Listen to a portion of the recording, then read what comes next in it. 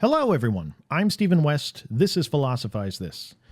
Thanks to the people on Patreon that make this show possible for the whole world to listen to. Patreon.com/philosophize this. As usual, I hope you love the show today. So we've been talking a lot lately about some of the problems we're dealing with in the modern world. The ways that different philosophers are diagnosing what they think the problems are. The ways they think we could be moving beyond them. And one of the culprits of all these problems, a name that keeps coming up in these conversations, is our good old friend, Dr. Benjamin J. Capitalism. These philosophers just can't seem to get that name out of their mouth. They can't stop bringing up the fact that the problems we're dealing with might have something to do with the economic, political, religious organization of people's lives that we often just politely call capitalism, as complex of a thing as that's proven to be sometimes. Seems like it may be something more than that at other times. But one perspective that hasn't been covered yet, that seems very necessary to be mentioned as part of these conversations, is what if we aren't even living in a capitalist system anymore? What if we're focused on the wrong things because of that? Or as it was put by the philosopher-economist Yanis Varoufakis recently, we know things have changed when it comes to technology and the economy in the last couple decades, but what if things have transformed so much that if you look around you and you pay attention to the way politics and the economy is actually structured, capitalism is dead. It's been dead. And what is actually going on is we've entered into a brand new age that's structured entirely different than before, an age of what he calls technofeudalism. I mean, if that were true, then again, it just needs to be said, seems like something that's necessary to talk about here. We know the world's always changing into something new. We know it never stays completely still in terms of dialectics. And we know that there's no guarantees out there that the world's going to stay the same thing long enough for us to solve the problems being created by it before it evolves into something else. So in that sense, it's entirely possible for you to live most of your life railing against the evils of something like monopoly capitalism, only to get to the end of your life and realize, wow, I've been chasing a ghost this entire time. See, if these philosophers are talking about how to make things better, then it is crucial that we have a real understanding of what the problem is that we're dealing with. And what if instead of capitalism, what if we're actually living in something that more closely resembles the power structures of the feudal system of the Middle Ages? Well, first reaction you might expect to all that could be no. That's obviously not true. And my evidence to support that is just to look all around me at all the capitalism. Look at the trade agreements we have. Look at the stock exchange. Look at the expansion of people starting their own little small businesses. For the love of God, look at the dating world. No matter where you look around you, you see at least the logic of capitalism embedded into it. How could we be possibly living in a world that isn't capitalist? But Yanis Varoufakis would say, hold on a minute. Consider what it would have been like for someone at the end of the feudal system when capitalism was replacing it. For example, imagine getting into a time machine and going back to the year 1776, say in the city of London. You would step out of that time machine and you would see the evidence of feudalism all around you. You'd see feudalism in the House of Lords, the House of Commons, and government. You'd see peasants still working the land. You'd see aristocrats, being all aristocratic like they do. And yet, he says, what we know about the state of the world in 1776, the year Adam Smith publishes The Wealth of Nations, is that feudalism had already died. It would take years for the transition to be fully complete, slowly at first, but then ever more quickly over the years. But for anybody that knew the future or could see it coming because they were paying attention, feudalism was already dead. Here is Yanis Varoufakis saying something very similar, that capitalism is already dead. And to nail down exactly what he means, it's important to understand what distinguished capitalism from feudalism in the first place. During feudalism, power primarily lied in the hands of the people that owned the land. Meaning in the feudal system, lords were the highest level of power. They controlled giant pieces of land. Vassals were the sort of mid-level management of the setup that were granted control over portions of that land in exchange for military service should the lords ever need it. And the serfs were the peasants who worked the land in exchange for personal security from the vassals and a home to live in. The whole thing worked together. Point is, though, power in this sort of setup, again, lies in the hands of those that control the land. But when capitalism comes along, the power shifts, because of the changing economic structure, into the hands of the people that own the means of production now, the people with the property, the people that own the machinery that other people can operate to produce for them surplus value. In other words, to be someone controlling the means of production is now what makes you a member of the ruling class in this new capitalist world that's emerging. One last important thing to note here that we have to remember about capitalism that distinguishes it from the feudal system. Yanis Varoufakis says, along with this change in terms of how you hold the most power in the world, there are two main characteristics of capitalism that are always in capitalism. Those are markets on the one hand and profits on the other. No matter what kind of capitalist society you live in, markets and profits are going to be two pillars of that society that make the entire setup possible. But he says to contrast that reality with the type of situation that we're actually living in today. One example he likes to use to show all the differences here is to consider what happens whenever you buy something off Amazon. Because as he says, when you enter Amazon.com, you are exiting capitalism. You are entering into a new sort of place where markets no longer exist. Sure, Amazon may look like a market on the surface, but what it really is a digital platform where an algorithm is connecting buyers and sellers. And there's a big difference there between those two things. The first indicator that this isn't an actual market should be that there's one guy essentially that owns all of it. Some guy named Jeff, Yanis says, Jeff Bezos. See, in traditional capitalism, markets are about people coming together in a competitive environment, engaging in voluntary exchanges for the sake of mutual benefit. Those are the conditions that are necessary for a market to perform the functions of a market. But that's not actually what Amazon.com is or even aspires to be in theory.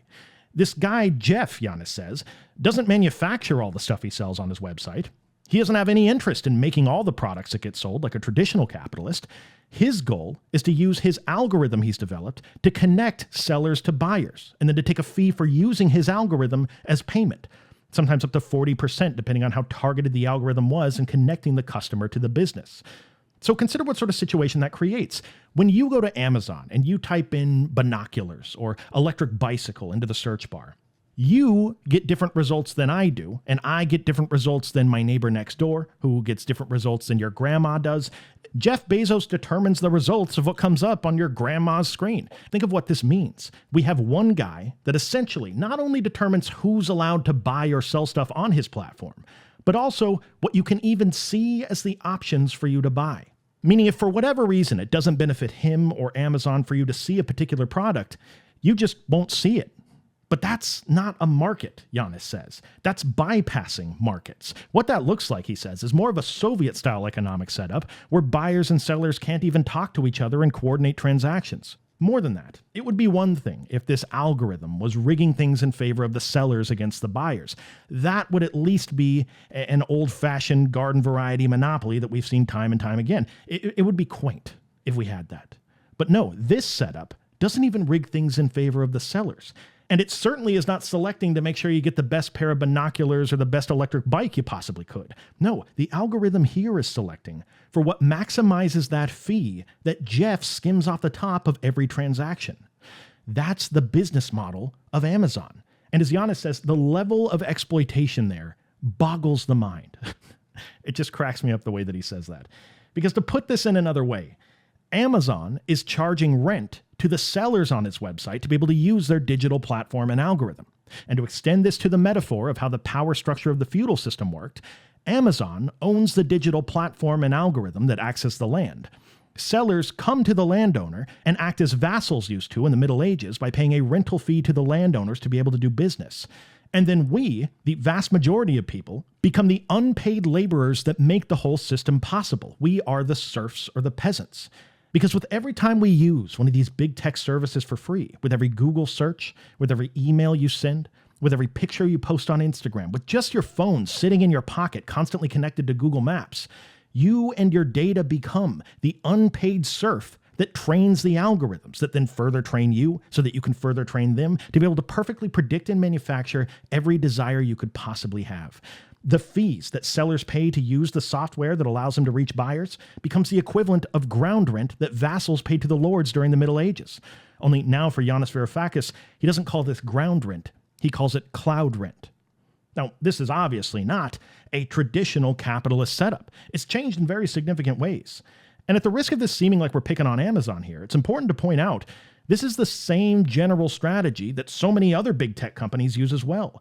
Uber fundamentally creates nothing, really. They own software and an algorithm that they rent out to the sellers, the people driving, to be able to find the buyers, the people that need rides. Instagram, as another example, fundamentally creates nothing, really. People create the content. They upload their photos and videos for free. Instagram's just the algorithm that promotes your stuff and then finds ways to make it more addictive for people to stay on the app. And you'll see this same setup all over big tech, Yanis says. The general idea is this, that in technofeudalism, to own the means of production anymore is not the way you seize the most power in the world. Because as he says, even the people that own the means of production in our new world are often beholden to the people that own the means of behavioral modification. And that is the new form of power that defines technofeudalism. To be a part of the new ruling class of cloud capitalists is to own the means of behavior modification so that you can then endlessly charge rent and skim fees off the top of the people that actually produce things of value in the world.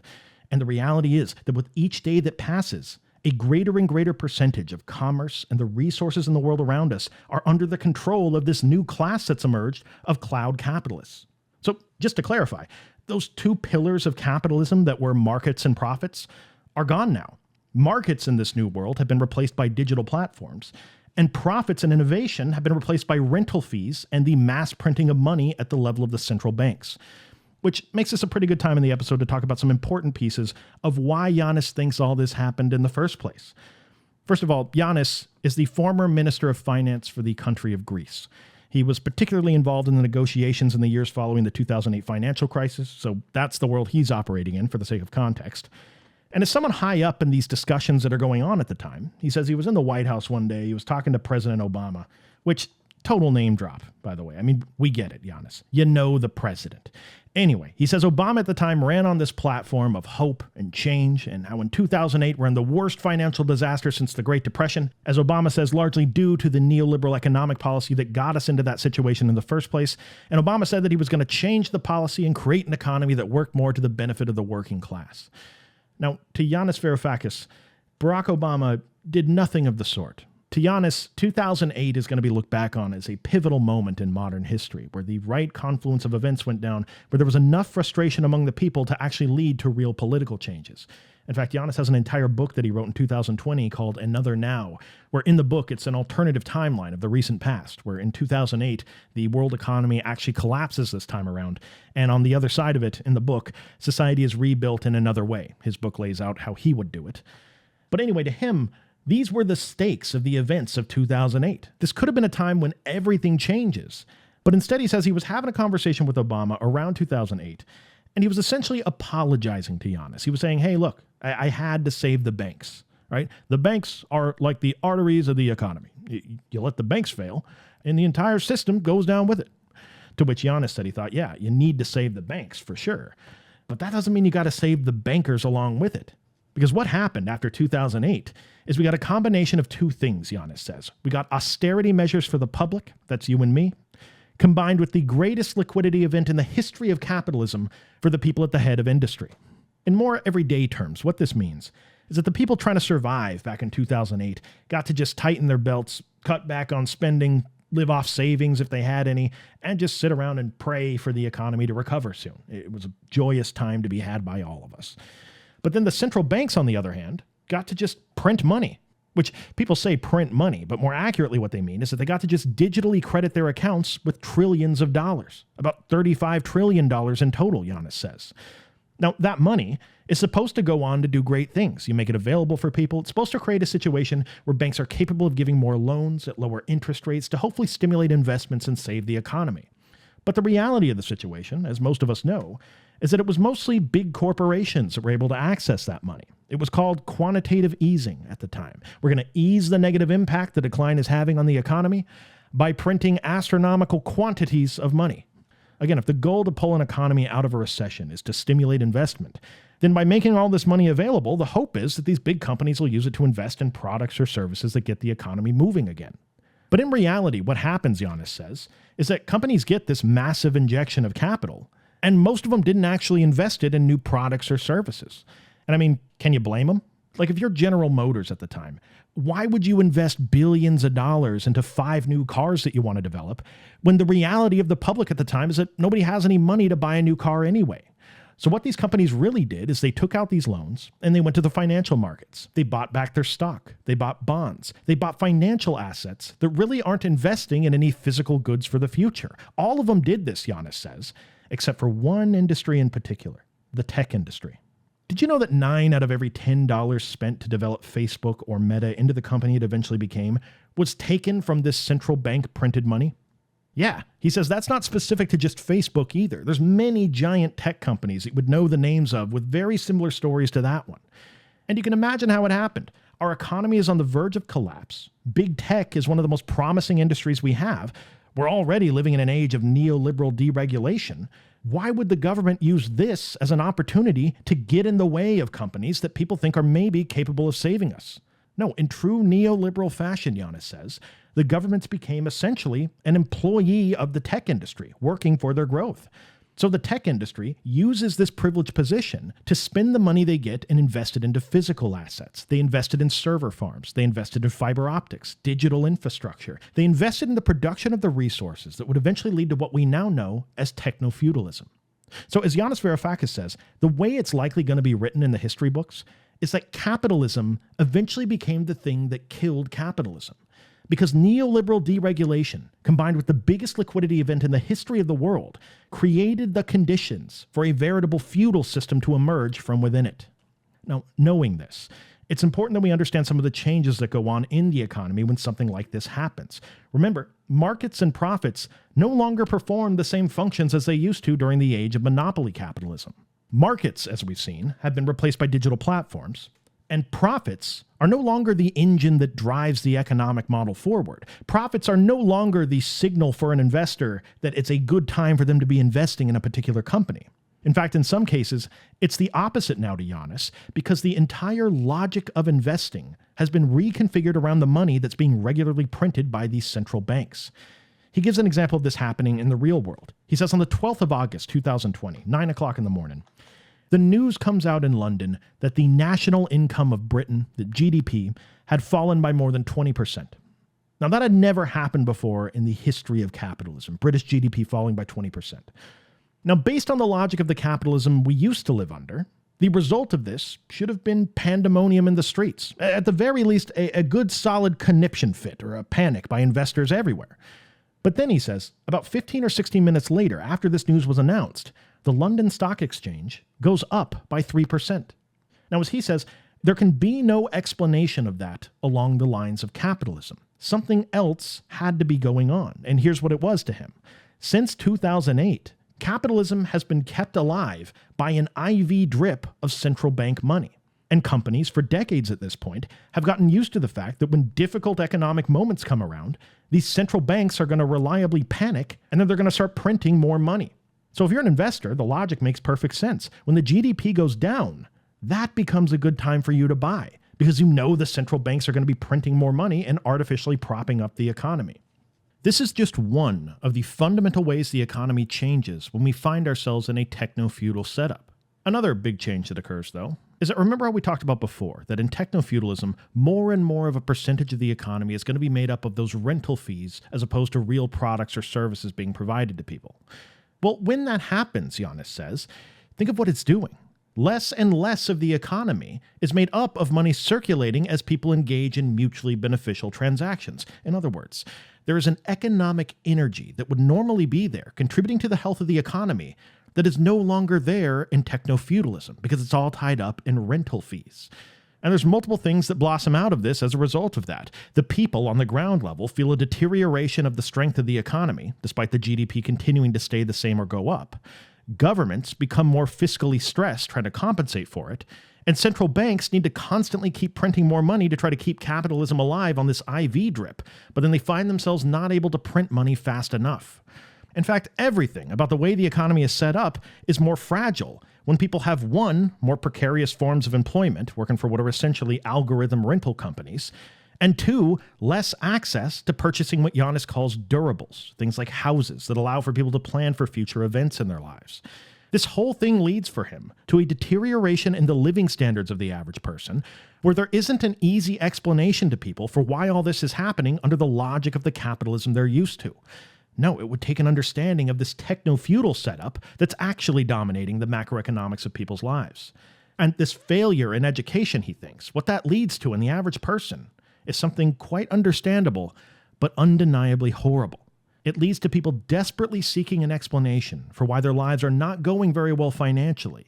And instead of blaming the decades of failed policy from the liberal democratic establishment, which Yanis thinks is the actual culprit here, people instead sometimes start to blame groups of people from within a society. For Yanis Varoufakis, literal decades of discontent from failed policy eventually fosters in people things like xenophobia, racism, sexism, or anything else that seems to be an internal explanation for all the problems in a society.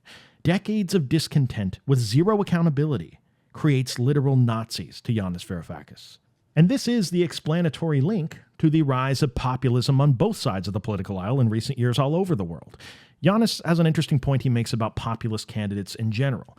He says there's this assumption people make that there's some kind of eternal conflict or a war that's going on between the bad establishment candidates on the one hand and the populist candidates on the other. That's the assumption people make. But he says that's not actually the case if you pay close attention. In reality, he says, the populist and the establishment candidates always need each other. Because obviously the populist candidate would have no need to even exist if it wasn't for the establishment being bad and not serving people's needs in the first place. So the populist needs the establishment for sure. But as Yanis says, what's also true is that the bad establishment candidates always need the populists. Because otherwise, he says, who could they ever possibly stand a chance of winning an election against, if not the joke of a populist candidate that a lot of people are already terrified of? So again, in reality, Yanis says, the establishment and the populist actually end up helping each other and allowing each other to stick around longer than they otherwise would. Now let's start talking about some solutions to all this in the eyes of Yanis Varoufakis. Because one thing that I think might instantly come up in someone's mind after hearing something like technofeudalism is that, man, I thought it was bad before. But congratulations, you've actually managed to make things seem even worse than they were before, Yanis. Congratulations, you've done well there. In fact, technofeudalism has become a bit of a feather in the cap of a lot of the more thoughtful brands of conspiracy theorists out there, and for understandable reasons. Who would ever want to go back to a power structure that's imported from the Middle Ages? I mean, to be told you're living under the thumb of royalty, it just sounds like a pretty bad thing to hear when you think you're living in a democracy. But see, one important difference when it comes to the relationship between the citizens and the people in power today is that possibility for democratic participation. And in many ways, the fact that we're not actually in the feudal system ends up changing a lot about our options moving forward. What I'm saying is that in a weird way, there's a hopefulness you can start to feel when you finally have an accurate understanding of the problem that you're trying to solve. So the first thing that needs to be said when we're talking about possible solutions here is that Yanis is not going to say that in response to technofeudalism that we should be getting away from all this technology and telling people not to use it. He makes it very clear that he's bringing zero negativity to any of the people out there that are taking advantage of these digital platforms and algorithms.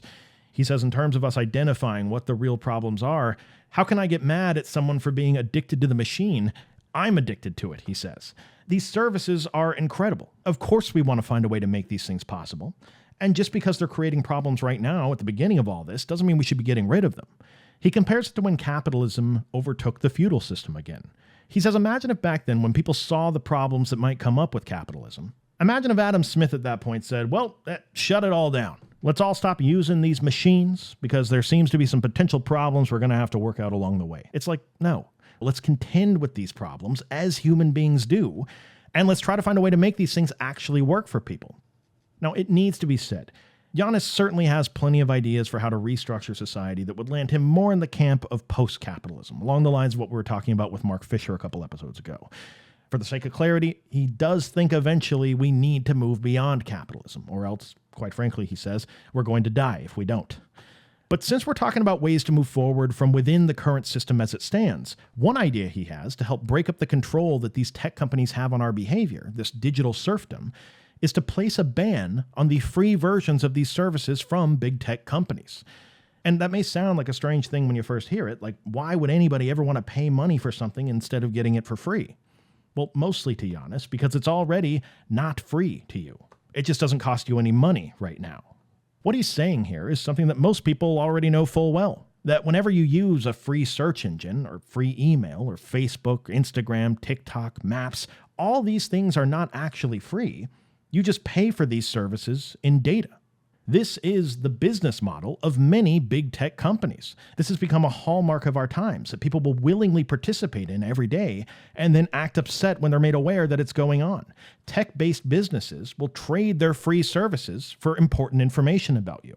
And having talked about it on this podcast before, knowing what we know about the possibility, some would say the reality of us living in a digital panopticon, Yanis says we cannot let this continue to be standard operating procedure.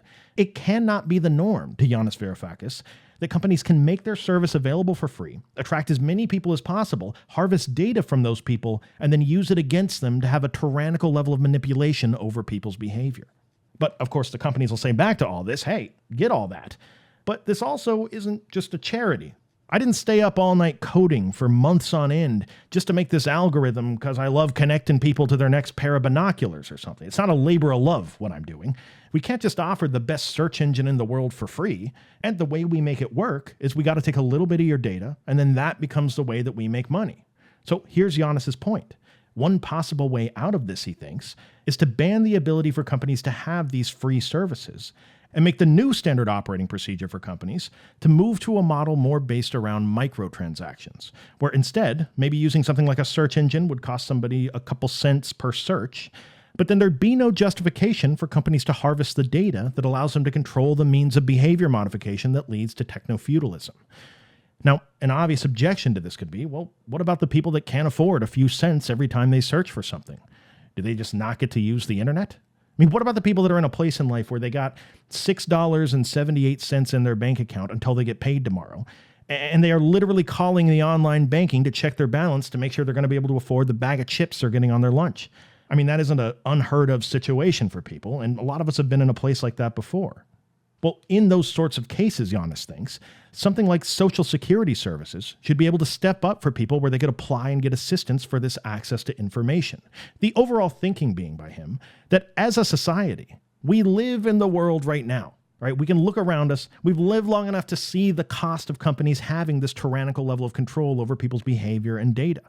And if we're just weighing options here, a small amount of people getting government assistance to be able to access this stuff is just a better alternative than what we have right now.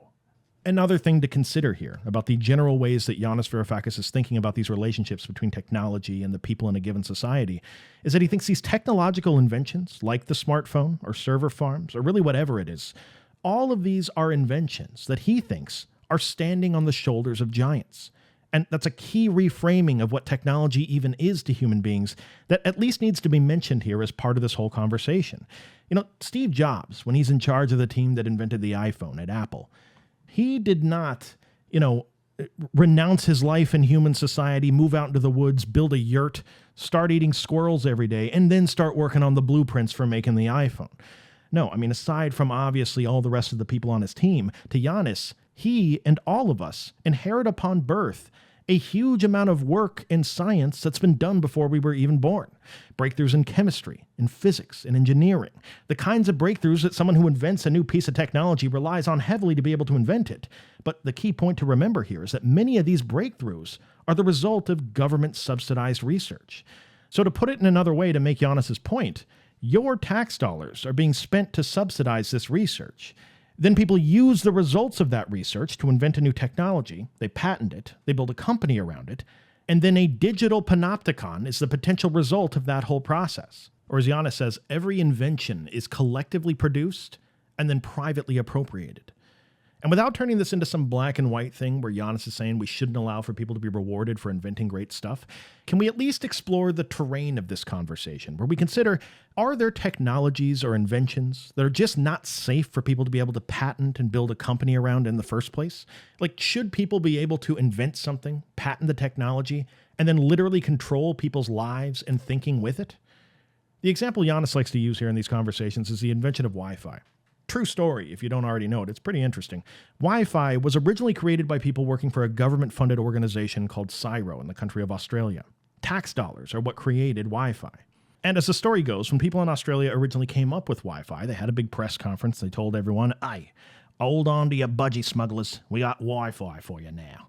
That's actually why they picked the name Wi-Fi. It sounds so good in an Australian accent. Point is, when they came up with Wi-Fi, they made that technology available for people and released it into the commons. Wi-Fi, in other words, is public domain. There's no company that they built around it. If a company owned Wi-Fi, Yanis says, they'd be one of the biggest companies in the world, but they didn't. So there's a larger conversation that we need to be having, maybe more of a philosophical conversation than anything to do with patent law or something. And it's a conversation about technologies that become such a ubiquitous part of life, or a tech that has the ability to control such fundamental components of people's lives, that we ask, is this something that actually needs to be collectively owned, or at the very least, much more heavily regulated than it currently is? I mean, for the same reason people think it's problematic for someone to own the roads that people drive on, or the water that people drink, is it also potentially problematic for people to own the means of modifying people's behavior? Should the Wright brothers get 10 cents every time a plane takes off from an airport? Some people would say no, you can't patent flight, and that kind of thing actually belongs to the commons. Yanis gives other recommendations for what we can do from within the current system. One of the ones he's talked about before is the possibility of us changing the structure of corporate law altogether. Now again, this would not be something that is calling for the end of capitalism, but instead it's something that wants to rethink what it is to be a company within a capitalist framework. And like a lot of other theories that have come out in this area, what it's going to center around is not the inequality of income necessarily. That's obviously a common area that people focus on when talking about problems in the world. But instead, what this one focuses on is the inequality of ownership. It's actually an idea heavily explored by another economist named Louis Kelso. He did it in different ways. But the overall interesting point that they're making here is, does capitalism actually work really well as long as the benefits of ownership are properly distributed among people? Do people just need to feel like they own a piece of the world that they're a part of? And this goes for ownership of private property, ownership of the means of production. It even goes down to the ownership of publicly controlled resources. Like, does it make sense that when somebody's born into a wealthy country, that they would own a piece of the assets of that country that they're contributing to every day? This has been done before in other countries. And as you can imagine, this is something that pretty easily extends for philosophers into corporate law as well, in the way that we require companies to treat their employees. And there have been dozens of strategies over the years that have been suggested for how something like this would be structured. But to Yanis Varoufakis, maybe one way something like this could look in practice is in the same way that a library card works that a student is given when they enter into a university, where upon entering, students have this library card that cannot be sold, it cannot be bought, but it does give them certain privileges and access that's only available to people that are part of the school. When they leave the school, they no longer have it. Well, could this work more or less in the same way, where employees are given something like a library card, where they can vote for things like the direction of the company moving forward? And it wouldn't be some kind of forced equality across the board, Yanis says, because employees could always vote to give more votes to the people that create the stuff that makes the company valuable. It wouldn't be forced equality, he says, but what it would do, he thinks, if this was written into corporate law, is it would end labor markets and share markets in one fell swoop. People would no longer feel like the only leverage they have as part of a company is to threaten to rent their labor out to another company that they have no control over either. Anyway, that whole discussion could be an entire episode if it was something people wanted to hear about. As usual, just find a way to let me know whether that's something you find interesting or not. The larger point here today, though, is one about technofeudalism, and just something that's important to close with here. None of these strategies that we just talked about are meant to be some sort of panacea. The point is to consider that if Yanis Varoufakis is correct here, in this analysis of the big changes to the economic structure we're living in, if we are living in technofeudalism, then these sorts of questions we're talking about are more along the lines of the ones we should be thinking about if we want to find a way to really move forward. Because just in general, whether it's something at the level of macroeconomic policy, or even just something in your personal life, it's possible to spend way too many years of the limited time we have here looking for answers in all the wrong places, because ultimately you're asking all the wrong questions. And philosophy, to me, is one of the best ways to know whether you're asking the right questions or not. So I hope you enjoyed this intellectual safari of joy here today.